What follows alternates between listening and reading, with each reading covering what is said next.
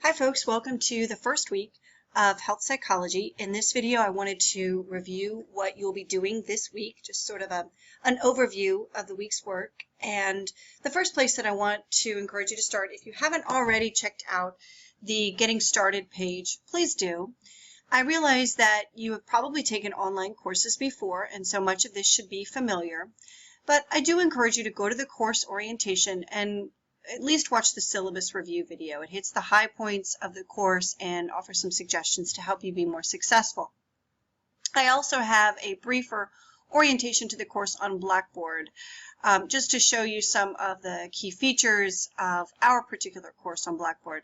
And then if you have not really done an online course, or maybe if your online courses in the past have not included blogs or wikis, or you're just not familiar with the discussion board feature, you're welcome to review these optional videos. So please check those out before moving on. Now, in terms of this week's activities, the first place that we will go is to learning materials, and we have the learning objectives for this week. You'll click to open up the module, and the way it is set up is that first we have the reading guide. Now, the reading guide is essentially my notes that I took while going over these chapters, and so they're fairly detailed. I still encourage you to review the actual reading, doing the reading in the textbook, but this does hit the high points and will be certainly a useful reference as you're completing the quiz. After you've taken a look at the assigned reading and the accompanying reading guide, I think probably the next best place to go would be to look at this week's discussion board. So one of the themes for this week is to think about how we can apply the theories of health psychology to better motivate positive health behaviors and minimize negative health behaviors. So in order to learn a little bit more, you'll click here on the discussion board information. It's going to take you to our discussion board, and the instructions are right here. Now, reviewing the instructions, this is how the discussion board will often work, where there will be a case that you're supposed to review and then a set of questions to consider. Now, for this week, I'm providing 4 different questions and asking that you engage with at least 2 of them.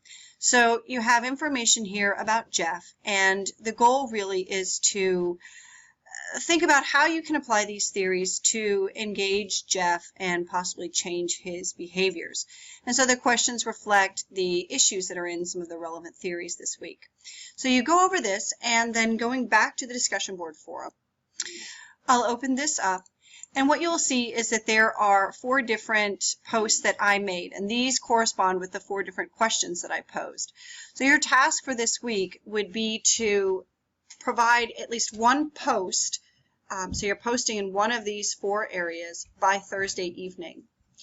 And then by week's end, you should have at least 1 other thoughtful post to a different topic, and then a response to any of the 4. So you have 1 post by Thursday evening, a second post at any point in the week, and then a response to somebody else at any point in the week. And again, these topics correspond with the questions that are in the assignment.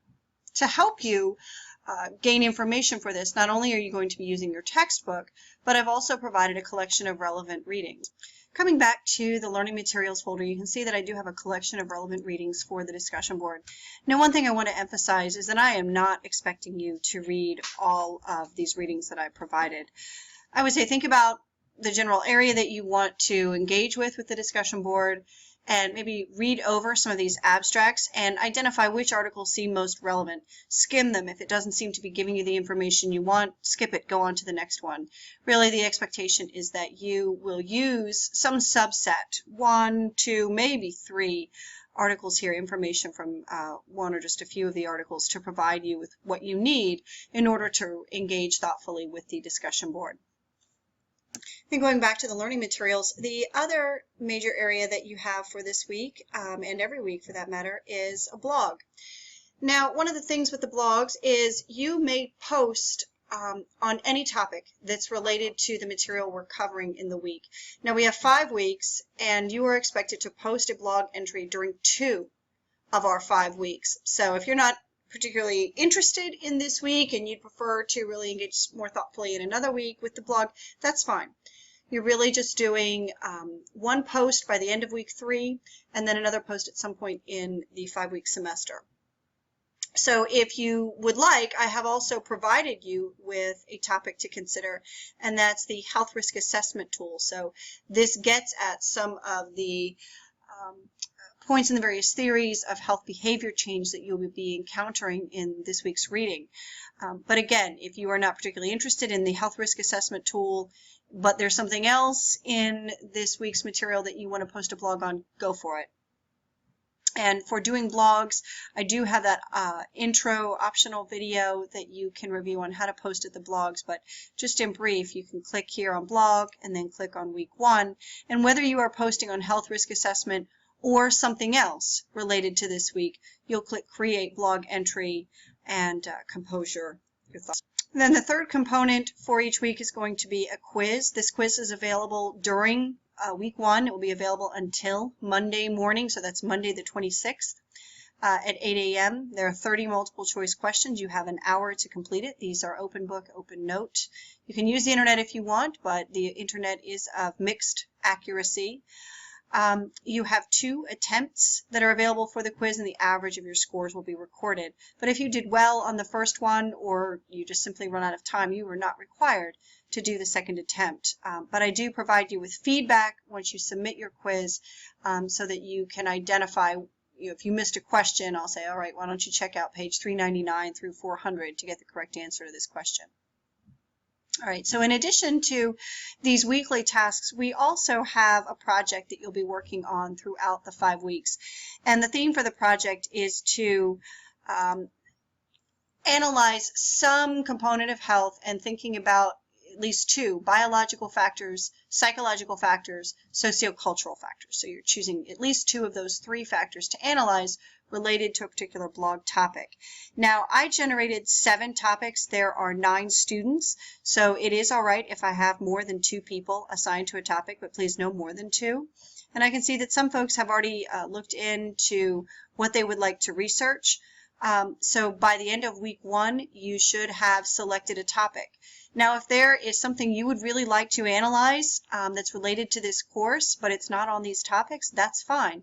Send me an email, though. Just give me a heads up, and I can help you identify if, maybe it would be good to pull it in a little bit more, or broaden the topic. I might be able to guide you in the right direction to some appropriate readings.